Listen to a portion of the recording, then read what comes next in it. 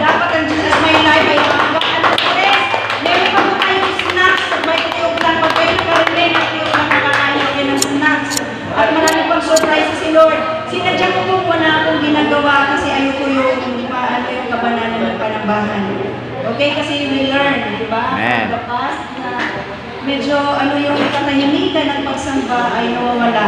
So, syempre tayo, lagi tayo kinakausap ng Lord.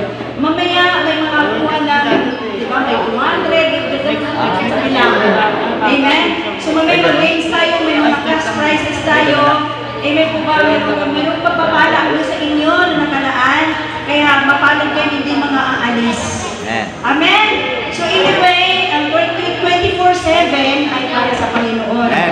Sunday, at dapat po natin alalahanin, church, ito kasi ang isisingin po natin sa ating puso't kaisipan. Na ang linggo para sa Diyos yan. Ang isang araw, amen po ba? Ang ikapitong araw ay para sa Panginoon. As in Leviticus 23, di ba anong sabi doon? Verse 3. Ang linggo ay banal na magtilipon. Ang linggo ay magtatapos ilang oras? 24 hours. Ang Sunday. So, ibig sabihin, i-register na po natin sa ating puso't isip na kahit matagal ako sa church, anyway, pagmamayari naman ng Diyos ang araw na yan. Amen. Amen? Praise the Lord. So, praise God, dalangin po, walang mainip. Dahil mamaya hanggang magpi-play pa po tayo. Amen. So, praise God. So, ang ganda ng ating, yung ating sa testimony, na remembering God's goodness. Kasi po sa mga nakalipas na taon, syempre pinagpala tayo ng Diyos. Amen. Kaya po tayo narito dahil pinagpala po tayo ng Diyos. We are blessed by God. Amen po ba? Iningatan niya tayo at naranasan natin magkasakit, pinagaling niya tayo. Amen po ba? Naranasan natin na walang pera. Amen po ba? God provides. Amen po ba? At ano man po ang laban ng buhay natin? Last year, pinagtagumpay tayo ng Panginoong Diyos. Kaya sa Sunday na to, ating pong inalala. Ano po ba? Pinaglaruan po tayo ng kasalanan pero napakabuti ng Diyos. Amen po ba? Tayo po ay hinako niya sa kasadlakan, sa karumihan. Amen po ba? Ng ating buhay. Ganun po kabuti ang ating Panginoong Diyos sa buhay. Kaya dapat po natin ipagpasalamat kami. Dapat we are celebrating the goodness of God. We are remembering the goodness of God. Amen po ba? Amen. Dapat po nagpapasalamat lahat sa Panginoon. Amen. Amen. Kasi po, parang hindi ko nakita ang lahat nagpasalamat eh. Amen. Anyway, hindi naman natin never mind the time because meron naman po tayong plans. At the same time, meron po tayong break of the bread. Amen. Kasi first Sunday of the month ngayon. Amen. So ito pong break of the bread, mga kapatid ko, mas ito ang dapat natin sineselebrate. We know, nung aking pinirwala ang Christmas is commemorating the death of Christ. Amen po ba? The Last Supper. Amen po ba? Ibig sabihin, ito po yun na dapat po natin isi-celebrate sa ating buhay. Ang sabi niya sa Luke 22, do this in remembrance of me. Nung po sila po ay nagputol-putol ng tinapay. Amen. Kaya sisikapin po natin, Jesus My Life Family, bilang pamilya ng Diyos, sa first Sunday of the month, lagi po natin sineselebrate, inaalala ang kamatayan ni Jesus para ma-refresh po tayo kung ano po yung ginawa ni Jesus para sa atin. Amen po ba? Kailangan po natin laging isipin, laging alalahanin yung ginawa ni Jesus sa cross. Amen po ba? Amen. Na tayo po ay kanyang tinubos, siya po ay namatay, hindi po siya nagpakamatay. Siya po ay namatay. Talagang inalay po niya. Hindi siya nagpakamatay, kundi inalay niya ang kanyang buhay. Kusang loob ng inalay para maligtas ka, mapabuti ka, at hindi ka mapahamak sa apoy ng impyerno. Amen po ba? Amen. Praise the Lord. So palakpakan po natin ating Diyos sa Lord. In every single year, in every new year,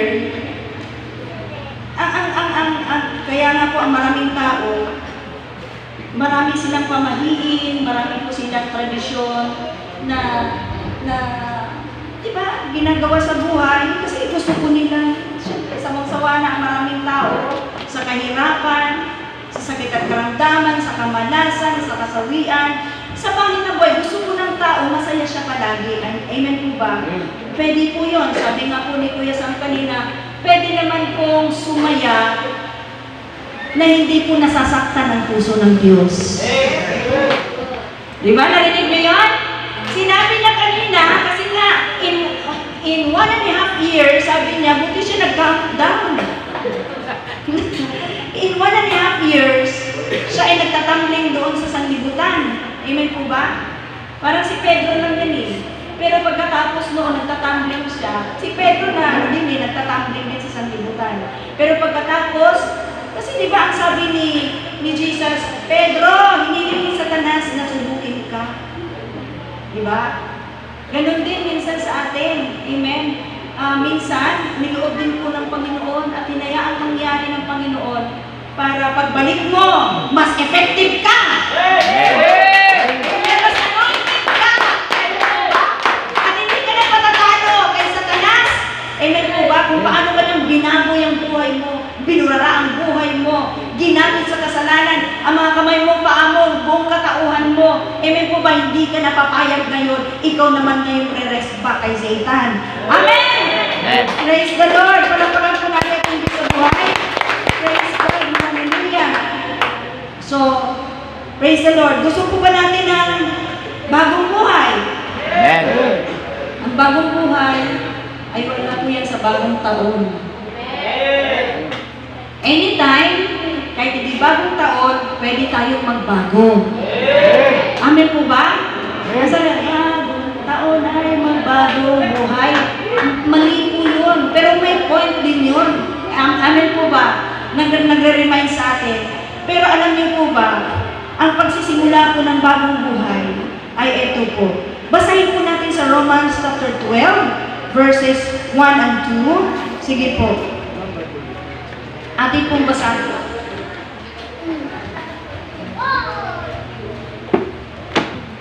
Okay. Naku, napakabilis ng oras. Ang sabi po rito ni St. Paul, mga kapatid, sa Romans chapter 12 verses 1 and 2, ang iglesia po sa Roma, hindi po si Paul ang nagtatag. Hindi po si Paul ang nagtatag. Pero, siya po ay nakibahagi para mapalakas ang church sa Roma. Amen? Ako niyo po ba ako? Kasi dapat po ang lingkod ng Diyos nagkakaisa. Walang mga pride po yan. Wala pong division. Yan po ang mga tunay na lingkod ng Diyos. Hindi po nagsasabi na ako lang tama. Ako lang tama. Sila ang tama. Pero si Paul, nakiki-join. Amen po ba? Para mapalakas po niya ang church. At alam naman po natin si Paul is the apostle to the Gentiles. No? Nagpakilala po siya being apostle to the Gentiles. Siya po ang apostle ng mga hintil.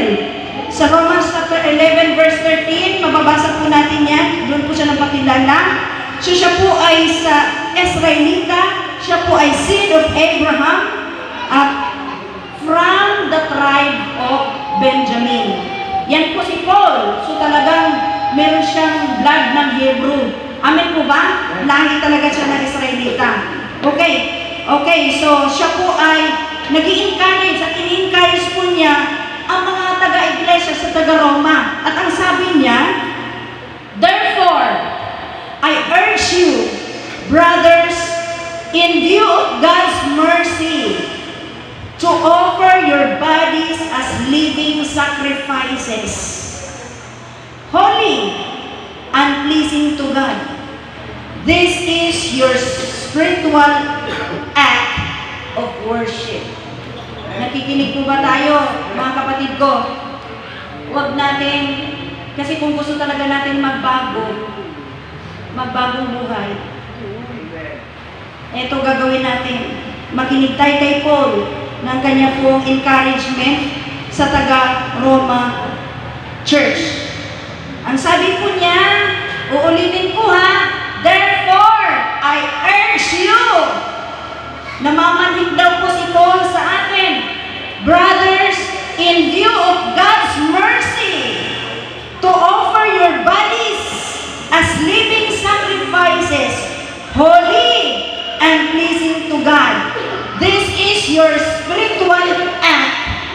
worship. Okay?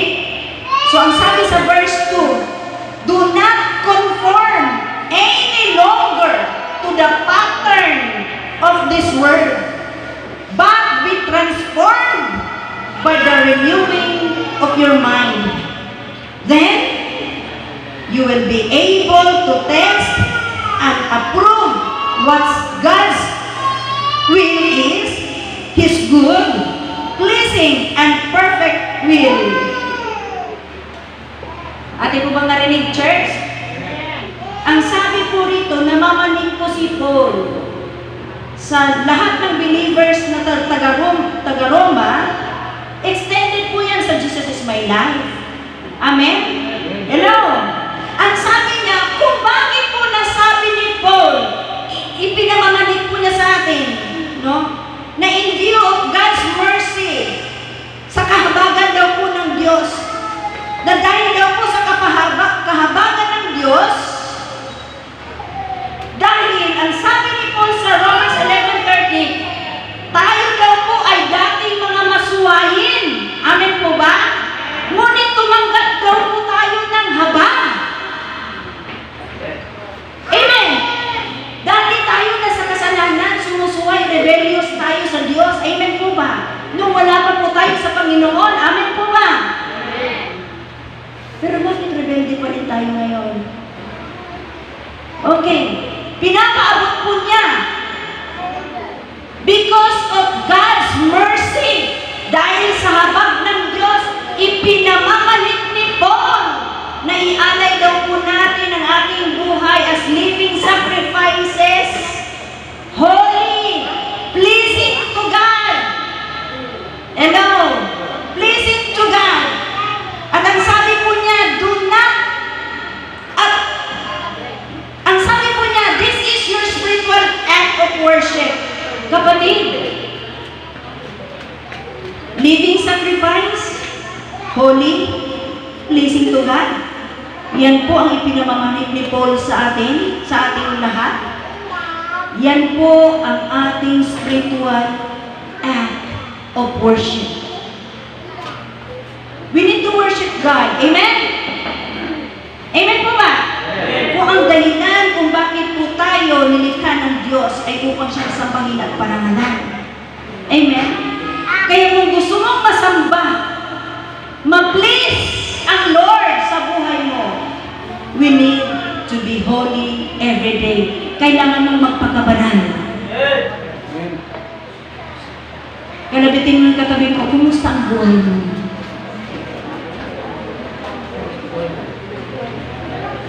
Ito bang sinasabi ni Paul na kabanalan ay nagaganap sa'yo? Hello? Banal ba ang buhay mo? Kailangan ating malakanan, ating magampanan itong sinasabi ni Paul. Hello?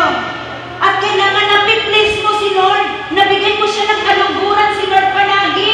Because ang sabi po ng Hebrews 11 verse 6, without holiness, we cannot please God. Amen po ba? Kapag hindi ka nagpakabanal sa buhay, hindi mo mabigyan ng kaluguran ng Diyos. Amen? Praise the Lord. So sa verse 2, ang sabi po rito, do not conform any longer to the pattern of this world, but be transformed by the renewing of your mind. Then, ulitin ko ha, do not conform, huwag tayong umayon sa takbo ng mundong ito. Do not conform any longer to the pattern of this world, but be transformed by the renewing of your mind. Ito po salita na be transformed by the renewing of your mind. Ito po ang ating focus. Renewing mind. Amen po ba? Dahil gusto po natin magkaroon ng change. Amen? Okay. Okay. Kung tayo daw po ay hindi na po, we are no longer conforming to the pattern of this world, transformed by renewing of your mind. Eto lang po, then, you will be able to test. Then, you will be able to test and approve what God's will is and His good, pleasing, and perfect will. Ganoon po ba natin, church? Basahin ko nga po sa Tagalog para mas maliwanag. Ito po sa Romans chapter 12. Are you still with the Lord? Palapakan po natin ating Diyos sa buhay. Ang sabi po nito, kaya nga mga kapatid, isinasamo ko sa inyo. Nagsusumamo si Paul. Alang-alang sa mga kahabagan ng Diyos. Alang-alang sa mga kahabagan ng Diyos na inyong buhay ay inyong mga gawain. Gawing isang handog na buhay, banal, na kasiya-siya sa Diyos. Na siya ninyong makatwirang paglilingkod. Nakikinig po ba tayong lahat? Verse 2, huwag ninyong tularan ang sanlibutan ito, kundi magbago kayo sa pamamagitan ng pagbabago ng inyong pag-iisip. Upang, ito po ang maganda, mapatunayan ninyo kung alin ang mabuti, kasiyasiya at lubos na kalooban ng Diyos. Kapatid, sabi ni Paul, huwag na raw po tayong umayon sa takbo ng sanlibutan ito. Magbago na raw po tayo sa pamamagitan ng pagbabago ng inyong pag-iisip. Bakit? Kailangan natin gawin yon. Kailangan natin gawin yon upang mapatunayan ninyo kung alin ang mabuti, kasiyasiya, at lubos na kalooban. Nakikinig po ba lahat? Ibig sabihin mga kapatid ko, pagpatuloy po tayong umaayon sa takbo ng mundong ito, yung pattern of this world, okay? At hindi po tayo nagbabago ng ating pong pag-iisip, hindi po natin mapatunayan kung alin ang mabuti, kasiyasiya, at lubos na kalooban ng Diyos. Nanaw po ba natin?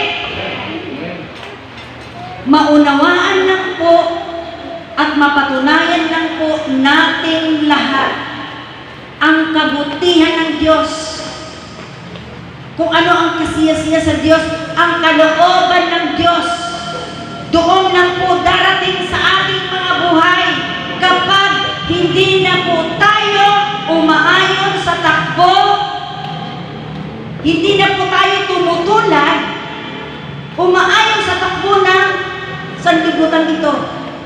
At magbago po tayo ng pag-iisip. Ano po ba natin? So kung kailangan natin to test, no? What is God's will? Kung ano what is good. Kailangan po natin maranasan ang kabutihan ng Diyos. Paano po natin maranasan ang kalooban ng Diyos? Ang first base is to change our mind. Amen. Ang pinaka-first base para magkaroon ng changed life is to change our mind. Ito ang may problema sa atin. Ito. Because the mind is the battleground. Nandito sa mind ang labanan. Ito ang dinadala. Amen po ba? Bakit nagkasala si Eva at Adan? Ito. In-implant ni Satanas rito. Satan implanted. Kaya sin, di ba? Satan implanted nature. Yan ang ibig sabihin ng sin. S-I-N. Satan's implanted nature. Itong isip natin, ito yung kanyang tinamnan. So, nung nakatanim na siya, nakadaya na siya sa isip ng tao, kay Eva at Adan, kay Eva pala, si Eva una. Nung nadaya na niya yung babae sa kanyang kaisipan, doon po nagsimula ang disobedience. Nung nadaya. Kaya itong nadaya na to, kailangan matransform. Ito, matransform siya. Kung walang transformation sa ating mind, walang life change. Kahit ilang New Year pa ang dumaan, kung walang transformation of the mind, walang magiging pagbabago sa buhay nating lahat. Amen? Ito ang dapat baguhin. Madalas, pag may nangyayari sa ating buhay, nalalangin, Lord, bigyan mo akong pera. Panginoon, baguhin niyo pong pangyayari ng buhay ko. Panginoon, all the circumstances in life, you're praying about it. Pero, hindi po yun concern ng Diyos sa buhay mo. Ang concern ng Diyos, hindi po yung circumstances ng buhay mo. Ang concern ng Diyos is the renewing of your mind to have a life change. Eternal life change. Amen po ba? Nanawan po ba natin mga kapatid ko? Amen. Hindi na Panginoon masyado ng kamamadali ah. Left. Ako nga, kahit hindi ako fasting, hindi naman ako nakakain eh. Okay? So, praise the Lord. So, balik po tayo mga kapatid ko. Maliwanag na po ba na maranasan na po natin ang goodness, maranasan na po natin ang perfectong kalooban ng Diyos kapag hindi na po tayo umaayon sa takbo ng mundong ito. Okay? Kapag na-transform na po ang ating mind. Amen po ba? Then, you will test. Makikita na po natin ang kabutihan, ang kasiyasiya, ang kalugod-lugod, ang kalooban ng Panginoon. Doon lang po siya mangyayari magaganap. Amen. Kaya kung gusto talaga nating magbago ang takbo ng ating buhay, magkaroon tayo ng bagong buhay, magsimula po yan sa transformation by renewing our minds. Amen. Amen po ba? Amen. So bakit nasabi ni Paul yun? Dahil ang sabi ni Paul, tumanggap kayo ng habag. Pero mo, sabi ni Paul, ikaw na hintil. Ano ibig sabihin ng hintil? Malayo sa Diyos. Ang pagano walang Diyos, ang hintil, malayo sa Diyos. May Diyos ang hintil, pero malayo sa Diyos. Amen? Ang pagano walang Diyos. Amen, walang reliyon. Ang Gentiles naman, may Diyos pero malayo sa Diyos. Sumasamba sila sa Diyos kaya lang namali. Amen po ba? Okay, church. Ang sabi ni Paul, ikaw na hintil. Dati kang masuwayin sa Diyos. Kinahabagan ka ng Diyos. Kinahabagan ka lang ng Diyos. Kaya ka naligtas. Amen? Jesus is my life. Dati tayo masuwayin. Kinahabagan lang po tayo ng Diyos. Kaya tayo naligtas. Amen. Kaya tayo nabuhay. Kaya namamanhik si Paul. Ang sabi niya, dahil sa masaganang habag ng Diyos, ialay mo ang iyong buhay. Banal ka, lugod-lugod ka, ay kasiyasiya sa harapan ng Diyos kasi kinahabagan ka lang ng Diyos. Amen. Nanonood ba natin? Dahil sa habag ng Diyos, sa awa, God's mercy, sa awa ng Diyos, ang sabi niya, ialay mo. Ang buhay mo banal, kalugod-lugod kasi, ialay mo kasi kinahabagan ka lang naman eh. Kinahabagan ka na nga, ayaw mo pang ialay na may kabanalan, may sakripisyo ang buhay mo, ayaw mo pang ipaglingkod, ayaw mo pang ipagamit, ayaw mo pang isunod isamba sa Panginoon. Ang sabi ni Paul, alang-alang sa habag ng Diyos sa'yo, kinahabagan ka lang, kaya ialay mo ang buhay mo sa Diyos, malinis ka, lugod-lugod ka, aya-aya. Alam niyo po ng Diyos? Ako? Di ako kinabagan, wala ko rito. Kaya wala akong dapat ipagmayabang sa buhay ko na preacher ako. Kasi dahil sa habag ng Diyos, kaya ako narito. At dahil din sa habag ng Diyos, nariyan ka, nakikinig ka ngayon. Kaya nakikiusap ang si Paul. Dahil naranasan niya na-encounter niya sa Acts chapter 9. Si Jesus ang sabi niya, dahil sa masaganang habag, ianay mo naman ang buhay mo, banal, kanugod-nugod, kaya-aya. Listen to God. Amen po ba? Dahil ginawa po yun ni Paul. Hindi po niya sasabihin niya kung hindi po niya ginawa. Amen? Kinabagan ka lang ng Diyos. Hanggang ngayon buhay ka, kinabagan ka lang ng Diyos. Amen po ba? God's mercy sa biyaya ng Diyos, tayo nang aligtas. Amen po ba? So nakikiusap si Paul, kinabagan ka ng Diyos, ianay mo naman. Kinabagan ka na nga, ayaw mo pa. Ayaw mo pa pagamit buhay mo. Ayaw mo pang ituturo, ipagtapat ang buhay mo, ipaglingkod ang buhay, paggamit sa Panginoon. Ayaw mo pa sa Panginoon, ayaw mo, kinabagan ka na nga. Umaayon ka pa rin sa takbo ng mundo ito, kinabagan ka na nga. Amen po ba? Naunawaan po ba natin, church? So ang sabi ng Lord, ang sabi po ni Paul, wag na po tayo, do not conform any longer to the pattern of this world. Ano po ba ang pattern of this world? Mga kapatid, ano ang behavior ng sanlibutan ng mga unbeliever? Huwag mong gayahin yun. Ano ang attitude nila? Karakter nila, huwag mong gayahin yun. Do not conform any longer. Amen po ba? Amen. Huwag mong gayahin yun. Ano po niya? Nila, pag Sunday wala sa church, huwag mong gayahin yun. Dapat, kung ikaw, daramdaman mo yung habag ng Diyos, dapat lagi ka sa paanan ng Diyos. Amen. Kung naramdaman mo ang habag ng Diyos, naramdaman po ba natin ang tunay na habag ng Diyos? Dapat hindi tayo nawawala dahil kinabagan lang po tayo ng Diyos. Yung attitude, behavior, character ng word, huwag mong gayahin yun. Yung kanilang their kinds of living, ang uri ng kanilang pamumuhay, ang uri ng tugtog nila, ang sayaw nila, ang pag-iisip nila, ang pananalita nila, ang kilos at galaw nila, hindi sa Diyos lahat. Kaya do not conform any longer to them. Huwag mo silang gayahin. Kung sila mo na hindi nagpapahalaga sa araw ng linggo, sa panambahan, sa paglilingkod, sa pagsunod sa Panginoon, huwag mo silang gayahin. Amen po ba? Dahil kinahabagan ka ng Diyos. Kung talagang na-appreciate mo ang habag ng Diyos, hindi mo sila gagayahin. Bagkus, sisikapin mo na mabago, matransform, ma-renew ang iyong mind. Amen po ba? Naunawa po ba natin, church? Amen. Palakpakan po natin si Lord. Huwag tayo mag-alala, meron tayong pagkain. Okay? Praise the Lord. So, ang word, ano ang focus ng word? Nandun po sa word din ngayon.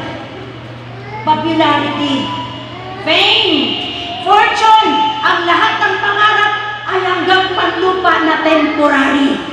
Huwag mong gayahin ang word, ang sanlibutan. Kasi po, wala silang pangarap sa Diyos. Okay? So mga kapatid ko, walang halaga, walang panahon ang sanlibutan sa Diyos. Hindi sumasamba, hindi nanalangin, hindi nagbabasa ng Biblia, hindi mahalaga ang patungkol sa spiritual na bagay. Huwag mo silang gayahin at higit sa lahat, huwag kang sumama sa kanila.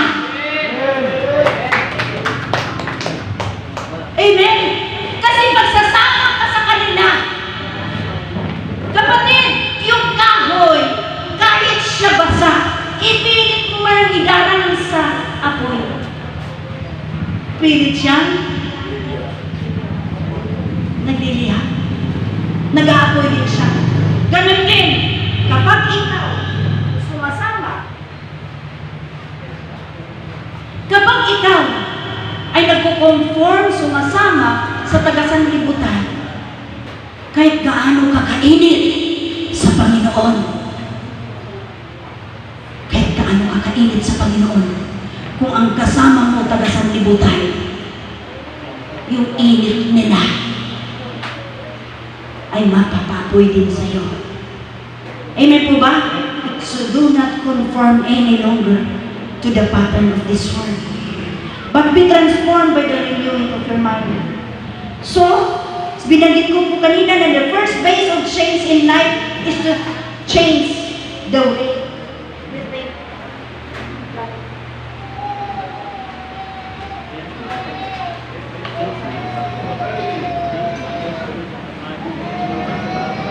Okay. The first base of change in life is to change the way we think. Eh, sabi na iba, naku, gusto kong mabago yung aking buhay ngayong isang taon, bagong taon na ito. Kailangan kong magsulat, ayoko nang magmura, ayoko nang magsinungaling, ayoko nang mag-away, magpapatawad na ako, ayoko nang sumagot sa tatay at nanay ko. Di ba, kailangan seryoso na ako sa pag-aaral. Ang dami-dami natin nililista for New Year's resolution, di ba? Pero, you know what, church? Kahit punungin mo ng lista ang buong daigdig, pero kung hindi ito nabago, walang pagbabago. The first base of change is our mind by renewing our mind. Diba? Opo, minsan pag New Year's resolution, kasi yan po ang sanlibutan, nilista nila, sinusunog pa. Wala na yun, wala na. Diba, sinusunog pa natin. Noon, nasusunog yata din ako nun eh. Wala na. Okay, first week ng January, alala ko, hoy, sinulat ko yan. Second week ng January, naku, pag February na wala na, nagmumulto na naman uli yung mga sinulat niya, nagmumura naman siya, nagsisinungaling ka naman, wala. Kasi we cannot change our lives. Only God, the power of God can change us. Amen po ba? Amen. Maging si Satanas, hindi po yan kaya magbago ng buhay. Amen. Kaya ang mga churches na samba ng samba ang Kristyano. Pero mga buhay nilang lahat ng pagbabago, mga karnal, mga worldly. Alam nyo, pumabayag naman si Satanas sumamba kayo. Kahit may presente, pumabayag siya. Huwag ka lang magbago. Mabayag siya. Nanaw po ba natin, church? Present ka lagi sa mga Bible study, sa church. Yung church relationship, no good. Papayag siya. Papayagan ka ng sumamba, manalangin. Papayag siya. Huwag ka lang magbago. Okay na siya doon. Amen? Nanaw po ba natin, church? Amen. So, wala sa New Year ang magbabago, ha? Nasa kapangyarihan ng Diyos, sa tulong niya, sa pamamagitan ng pananampalataya sa ating Panginoong Yesus. Nanaw po ba natin, church? Amen. So, meron pong ibibigay before I will close. Yung dalawang perspective po to have everlasting to change your life. Number one, kasi God is more concerned by changing your mind than changing your circumstances. Amen. Mas concerned siya sa pagbabago ng ating kaisipan. God is more concerned what's going inside of us. And that's what's going around us. Concern ang Diyos dun sa puso mo. In fact, di ba, sa 1 Samuel 16:7, ang sabi ng Diyos, hindi ako nakatingin. Huwag mong tingnan ang kanyang taas, sa kanyang kapisigan, di ba? Ang tinitingnan ng tao,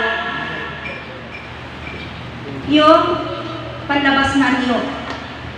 Amen? Kaya mga kabataan, babae, lalaki, huwag po, maganda naman makapag-asawa ka ng maganda, makapag-asawa ka ng pogi. Maganda din eh. Pero, huwag kang magtapos dyan. Kung asawa ang hanapin mo, yung kalooban ng buhay ng tawang tingnan mo. Kasi yan ang tinitingnan ng Diyos. Hindi po siya nakatingin sa panlabas na anyo ng tao. Sa puso ang Diyos nakatingin. Amen. Kaya kung palakpakan po natin ang Diyos.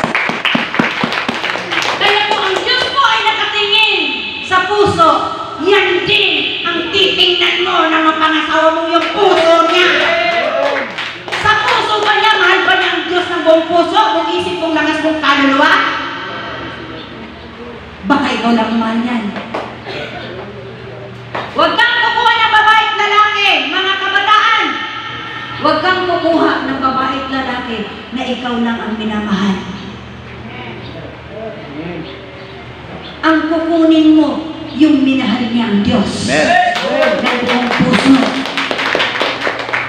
Kasi pagdating na mag-asawa na kayo, kung mahal niya ang Diyos, kahit anong tuklas niya sa buhay mo, na malakas ka pa ng humilig, di ka marunong magluto, di ka marunong sa buhay, walang kabuhay-buhay ka na pagkatao, pag mahal niya ang Diyos, tanggap ka niya.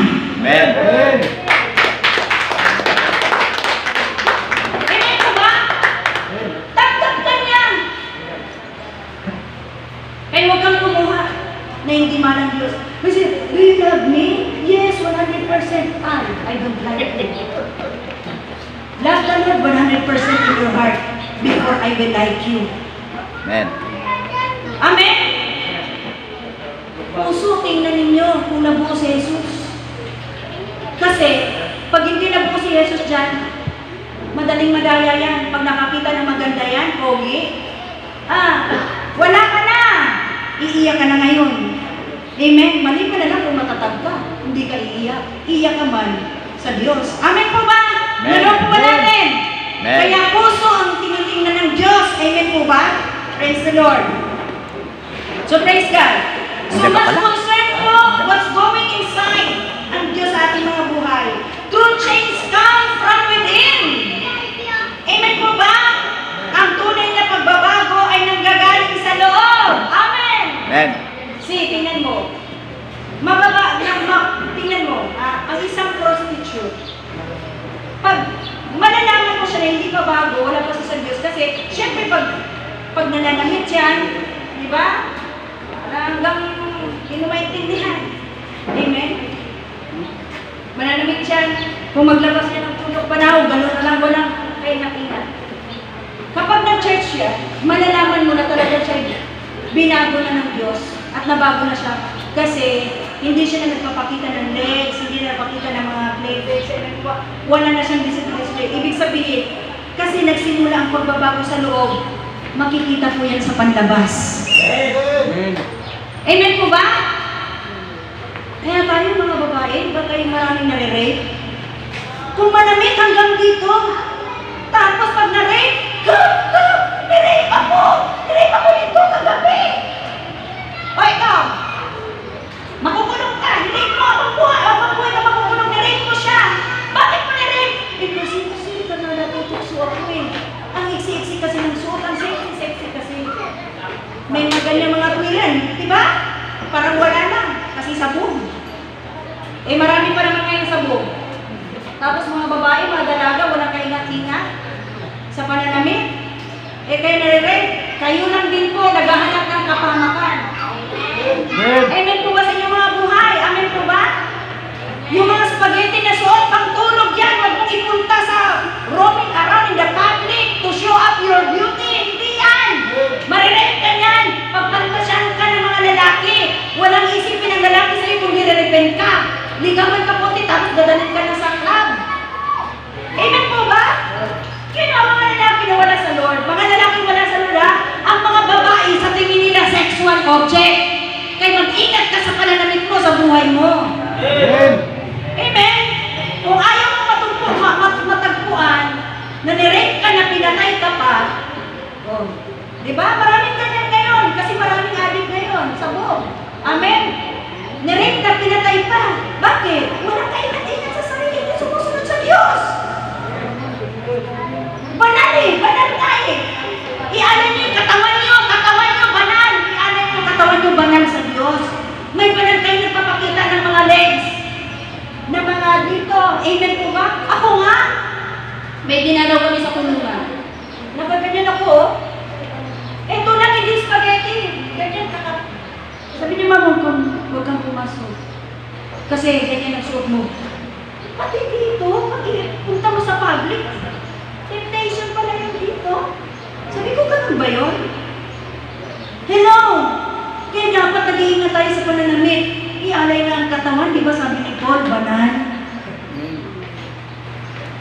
Kaya kung ikaw nag-church, kung talagang sumasamba ka sa Diyos, dapat ayusin yung pananamit mo. Amen po ba? Naroon ba natin? Amen. Ngayon, alam mo na, praise the Lord, babaguhin mo na. Amen. Noon, di mo pa alam, okay lang yun, ang mahalaga yung ngayon. Amen? Amen. Para baka po natin ang Diyos squad. So, okay na Panginoon. Pasensya na kayo ha, may pagkain naman tayo ha, okay. Ito po yung two choices to transform our mind so we can have a transformed life. Una, number one, para mabago ang ating kaisipan at mabago ang ating buhay. Pag ang isipan na bago, yung within, meron po yung pruweba sa panlabas. Sa buhay po yan, mag-e-effect. Okay, number one, feed your mind with truth. Feed your mind. Fill your mind with truth. That's number one. Sabihin na po natin, I will feed my mind with truth. Sabihin po natin. Di ba natin naiintindihan? Okay. Feed your mind with truth. Ano Tagalog ng feed? Pakainin. Kumakain ba ang mind? Yes. Because in the mind, nandyan po ang soul. Ano po ba natin? Okay. Feed your mind with truth. Anong sabi ng John 7:17? Anong kabalahan sa likod? Anong sabi ng John 17:17? Baka banalin mo sila sa katotohanan, sabi ni Jesus, ang salita mo ay katotohanan. Hello? Amen. Amen. Feed your mind with truth. Again, John 17:17, ang sabi ni Jesus sa kanyang panalangin sa Amang Diyos, sabi niya, pakapanalin mo sila sa katotohanan, ang salita mo ay katotohanan. Truth. Pakakainin mo ang iyong mind, pupunuin mo, fill your mind with truth. Amen po ba nagawa po natin? Church, ganito po yan. Ganito po yung mga kapatid ko. Feeding our body with the right food.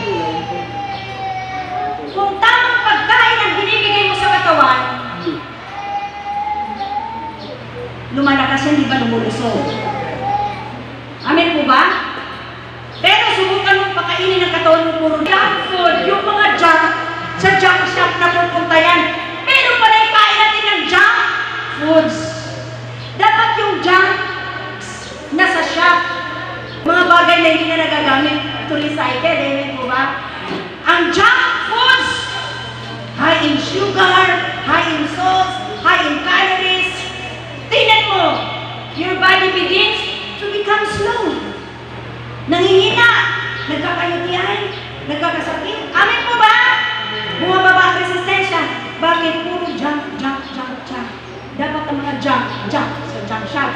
Kaya yung mga junk foods, huwag niyong pinapakain ang inyong mga katawan. Amen po ba? Amen. Naunawan po natin.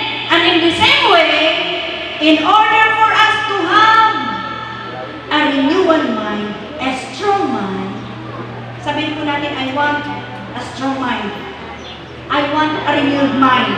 Sabihin po natin, ayaw ko mag-English. Praise the Lord. Okay, it begins by feeding our minds with truth. And church, take note. If you read the Word of God daily, utos din po ng Panginoon yan kung babasahin po natin ang ating Biblia. Nagbabasa po ba ang lahat ng Biblia? Amen. Pagkitaas po ang kamay, hindi po ako titingin. Nakakahiya kasi, no? You are not feeding your mind with the truth. That's why, lampa. That's why, mahina. Kaya pag may tukso, may kasalanan, sumama kagad. Yes, yan po ang pinakamalaking problema ng Kristiyano. Kaya hindi nagtatagumpay. Ang sabi ng Hosea 1 verse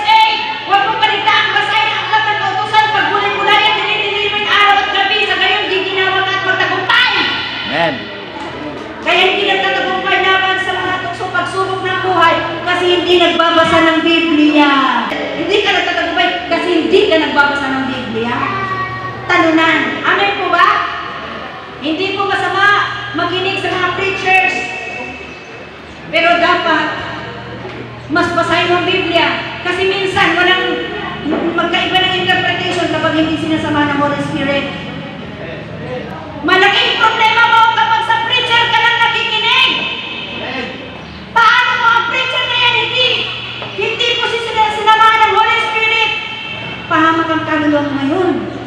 Amen?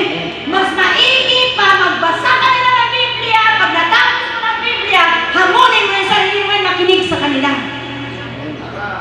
Amen? Nanawa po natin, church. Amen. Huwag ka lang nakikinig sa mga preacher. Pakikinggan mo ang the great teacher, ang Amen. Holy Spirit. Amen.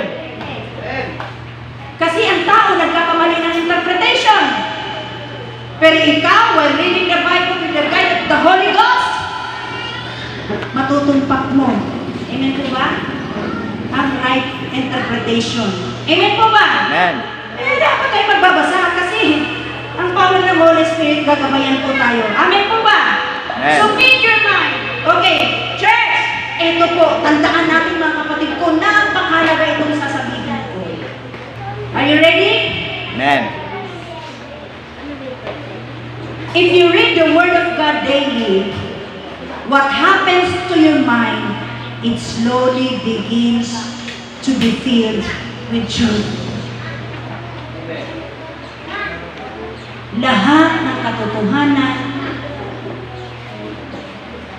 ay mapuno ang ating kaisipan.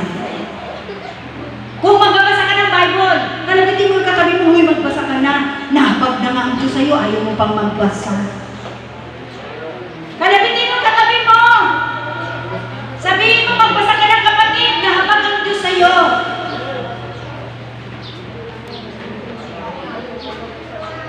Amen. Kapatid, kapag nagbabasa po tayo ng Biblia, ang mangyari sa ating mind, it slowly begins to fill with truth. Pag pinapakain mo palagi yung mind mo, napupuno siya ng katotohanan. At ang katotohanan ang magpapalaya sa iyo at sa akin. Amen. Kapatid, pakinggan itong maayos. If you do not fill your mind with Word of God, the enemy will fill it with fear. Pangamba, kabalisahan. Una yung takot, pangamba, kabalisahan. Stress, worry, jealousy. Hello! Ang temptation. Yan ang pupuno sa ating kaisipan. Uulitin ko, makinig kayong lahat. Gusto ng Diyos, magtagumpay kayo sa buhay. Makikinig kayo lahat. If you will not fill your mind, kung hindi mo pupunuin ang kaisipan mo ng katotohanan ng Biblia, ng salita ng Diyos, ang kaaway ay pupunuin niya ang isip mo ng takot, pangamba, kapalisahan, tukso, selos, temptation. Lahat yan ipupuno sa kaisipan mo. Yan ang magiging buhay mo. Nakikinig mo ba ang lahat? Amen. Kaya, kalabitin mo yung katabi mo. Gusto mo mabago buhay mo, magbasa ka ng Bible. Araw-araw.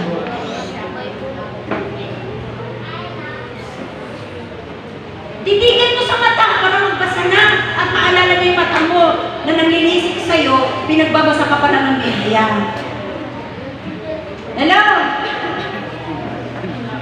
Again, God wants us na ito po'y masulat na malalim sa ating puso. Before I will close, next siguro ng aking patayong number 2, ha? Ito, dito, ano na tayo, kota na tayo dito. Again, I will remind you again and again, please, ang Diyos na tawag sa'yo. If you do not fill your mind with Word of God, the enemy, ang kaaway sa Satanas, ang demonyo, ang masamang espiritu, will fill it with fear, takot, pangamba, stress, worry, temptation, jealousy, all the bad thoughts. Iyan po ang pupuno sa'yo. Kaya nakakapagod ang buhay. Amen po ba? All lies! Kapag nagbasa ka ng Biblia at mapuno ang kaisipan mo ng Biblia, all lies! Ang lahat po ng kasinungalingan, all the deception, lahat po ng pandaraya, ang enemy na sinusubukan ka to attack you with is now being cast away from you. Pag nagbabasa ka ng Biblia, napupuno ang kaisipan mo, ang lahat ng atake ng kaaway ay lumalayo sa iyo. Amen. Nanonood ba natin?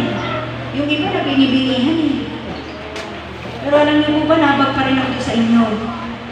Nabag ang Diyos. Number 2, next time na lang, wala tayong panahon. Let's all stand the Lord.